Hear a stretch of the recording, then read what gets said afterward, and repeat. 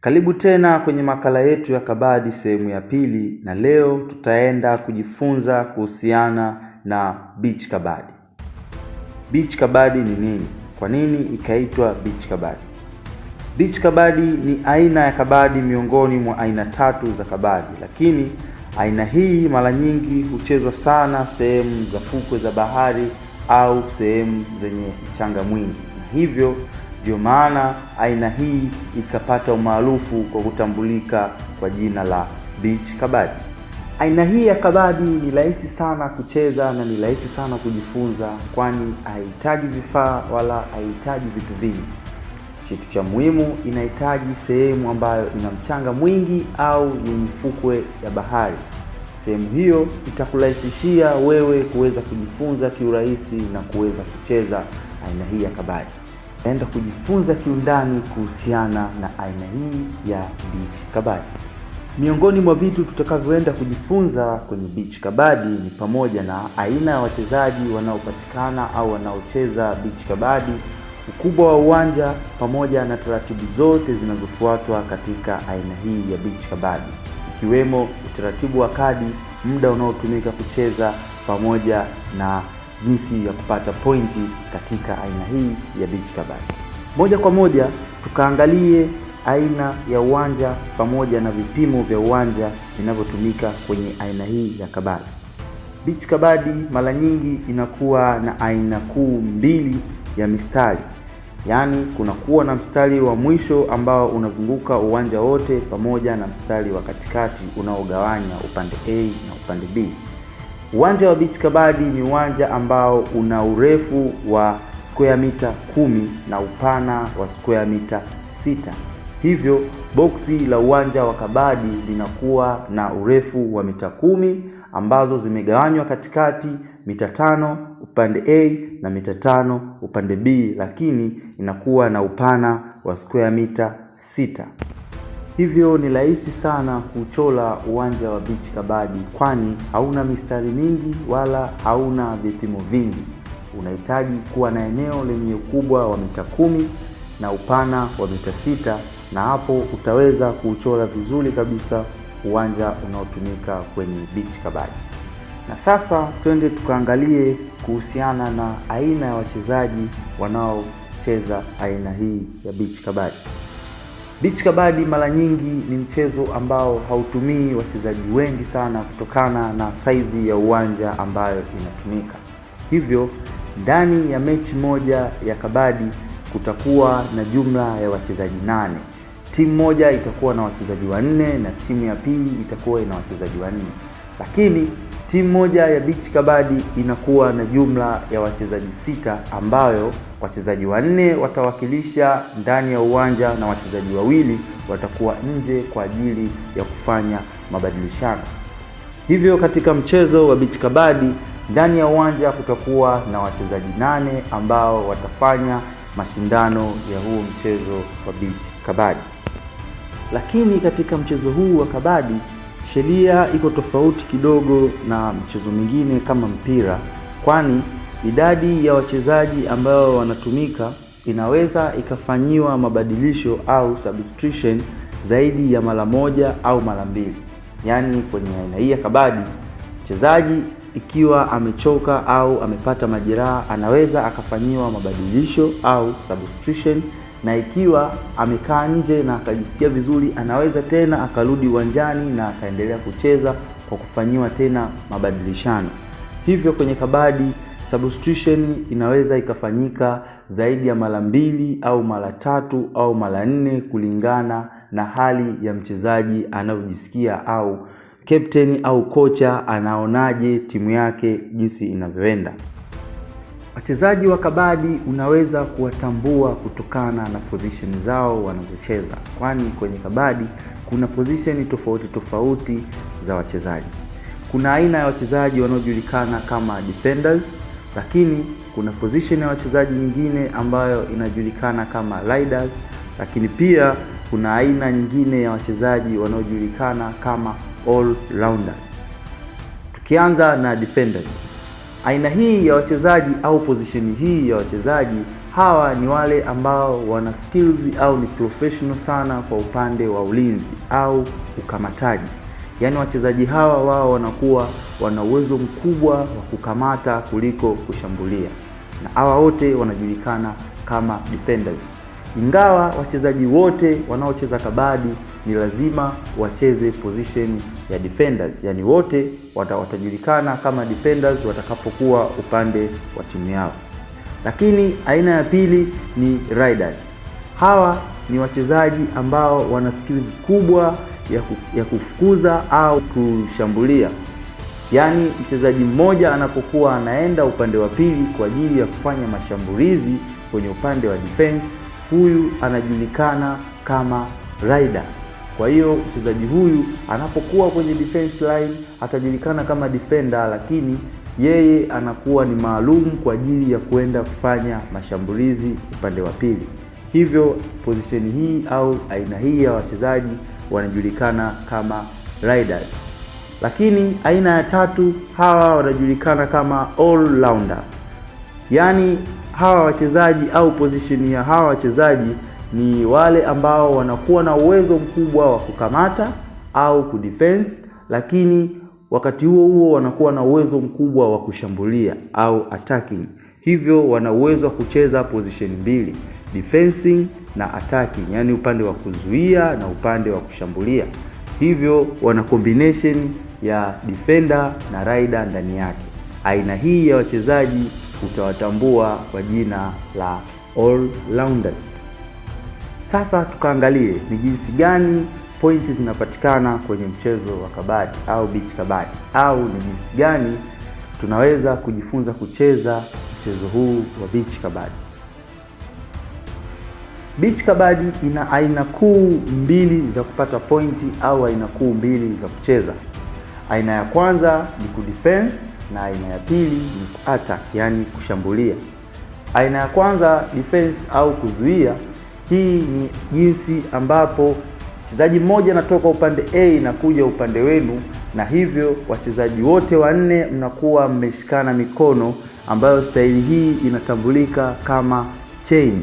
Yaani mnakuwa mmeshikana mikono wachezaji wote wanne, kazi yenu ni kumzuia yule mchezaji mmoja aliyetoka upande A au anatambulika kama rider anapokuja kushambulia kwenye cheni yenu. Lengo la mchezaji huyu au lengo la rider ili apate pointi, anatakiwa aguse mchezaji yoyote aliyepo upande wa pili. Akifanikiwa kugusa mchezaji yoyote atahesabika kupata pointi na atarudi upande wake aliotoka, na hivyo kuhesabiwa pointi. Lakini hawa defenders wao jukumu lao kubwa ni kumzuia huyu rider asiweze kugusa mchezaji yoyote na kufanikiwa kurudi upande wake aliotoka. Ikitokea rider amefanikiwa kumgusa defender yoyote, basi defense au defenders watakuwa na jukumu la kumkamata rider ili asiweze kurudi upande wake wa pili, ili wao wafanikiwe kupata pointi. Na moja kwa moja tuangalie ni aina gani ambazo zinatumika kwa mchezaji ambaye ni rider ili aweze kupata pointi. Mara nyingi kwenye kabadi au beach kabadi, staili ya kugusa ndio staili pekee ambayo inatumika kwa ajili ya kupata pointi, lakini kuna aina tofauti tofauti za ugusaji ili kupata pointi. Kwa hiyo rider anaweza akamgusa defender aidha kwa kutumia mkono au kwa kutumia mguu. Endapo atamgusa defender kwa kutumia mkono, mara nyingi hii aina inaitwa hand touch. Lakini anaweza akatumia mguu kwa jinsi yoyote ya kumgusa, aidha kwa kutumia vidole vya mguu, na aina hii inaitwa toe touch. Lakini kuna aina ambayo anaweza akaburuza mguu wake kwenye mwili wa defender, na hii huwa inajulikana kama kick touch. Lakini upande wa defense au upande wa madefender nao wana aina tofauti tofauti za ukamataji ili waweze kumzuia rider. Defender anaweza akamkamata rider kwa kutumia mikono yake kwa kukamata miguu yake, na aina hii huwa inaitwa leg catch. Lakini defender anaweza akatumia mbinu ya kumkamata raida upande wake wa nyuma wa mgongo, na mara nyingi mbinu hii kitaalamu inafahamika kama back holding. Lakini pia aina nyingine ya ukamataji ambayo defender anaweza kaitumia ni pale ambapo anaweza akakamata kifundo cha mguu, na mara nyingi kiutaalamu inafahamika kama ankle holding. Sasa tukaangalie kidogo tu jinsi gani ya kucheza mchezo huu wa beach kabadi. Kama nilivyotangulia kusema, ndani ya mechi ya beach kabadi kutakuwa na wachezaji 8, wachezaji 4 upande A na wachezaji 4 upande B, na miongoni mwa hawa wachezaji kunakuwa na madefender na kunakuwa na marider. Hivyo utakuwa ni mchezo wa riding and defensing. Sasa mwamuzi atapuliza filimbi kwa ajili ya kuamua timu gani ambayo itaanza kwenda kufanya riding, yani timu gani itamtoa rider kwenda kushambulia upande wa timu pinzani. Atapuliza filimbi kwa ajili ya kumruhusu rider kwenda upande wa timu ya pili. Hivyo rider atakuwa na sekunde 30 tu ya kwenda kushambulia. Yaani rider ndiyo atakayekuwa anaongoza mchezo kwa wakati huu. Ikitokea rider hajafanikiwa kumgusa mchezaji yoyote ndani ya sekunde zake 30, basi mwamuzi atapuliza filimbi na kuamuru rider huyu kuwa amepoteza mchezo na pointi itabakia upande wa wale waliokuwa wana defense. Hivyo rider atakaporuhusiwa kwenda upande wa pili atatumia sekunde 30 kwa ajili ya kufukuza au kwa ajili ya kutafuta kumgusa defender.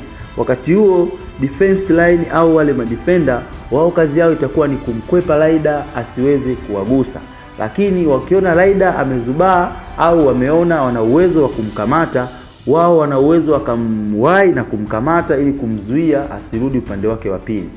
Hivyo rider ikitokea amekamatwa ndani ya sekunde zake na hatakuwa na uwezo wa kutoka kurudi upande wake wa pili, referee atapuliza filimbi na kuonyesha ishara ya kwamba rider yule ameshindwa kupata pointi na upande wa defense utahesabiwa pointi moja na rider atakuwa amelose pointi. Hivyo rider akisharudi upande wake wa pili, itakuwa sasa ni zamu ya hawa waliokuwa wana defense kumtoa rider wao kwenda pia upande ule wa pili na wao kwa ajili ya kwenda kutafuta pointi.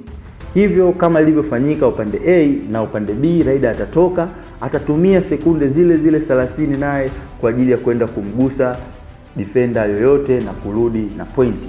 Hivyo rider huyu akienda kule akifanikiwa kumgusa mchezaji mmoja au wachezaji wawili, au ikatokea wachezaji madefender wamemkamata rider vibaya wote kwa pamoja na rider yule akafanikiwa kwenda kugusa mstari wa katikati, rider yule atahesabika kuwa amepata pointi.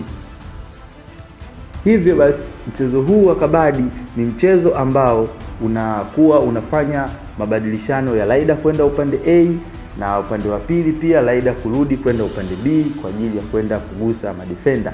Madefender wao kazi yao ni kumkamata rider anapokuwa wametoka timu pinzani kuja upande wao wa pili.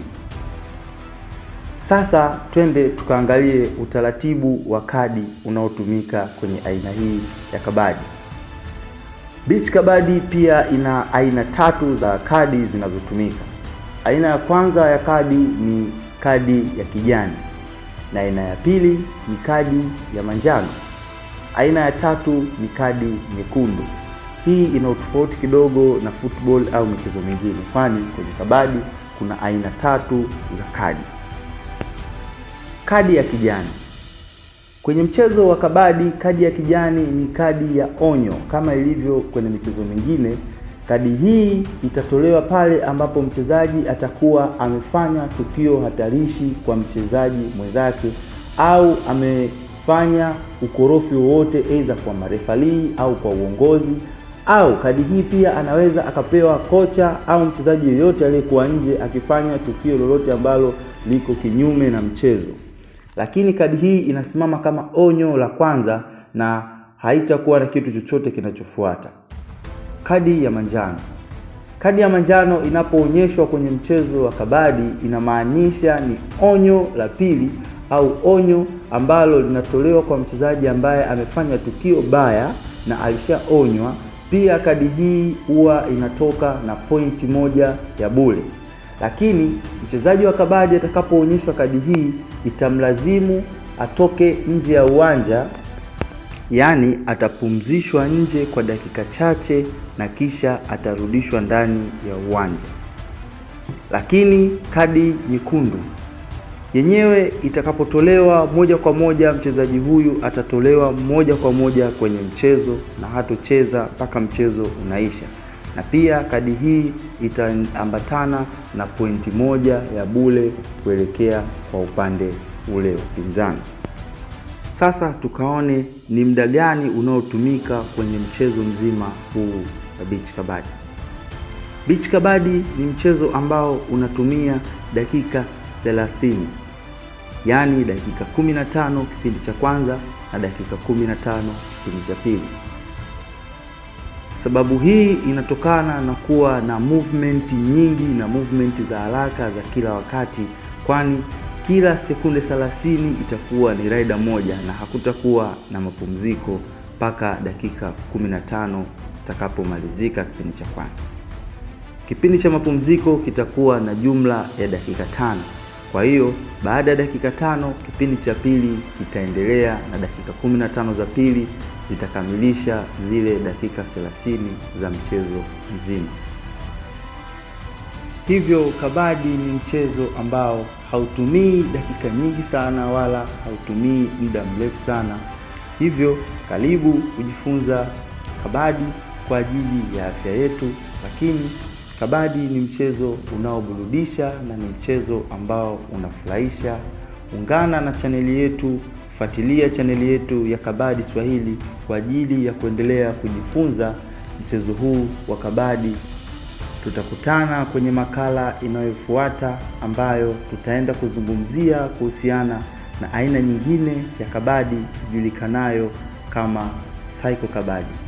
Endelea kufuatilia Kabadi Swahili, pamoja tunaweza.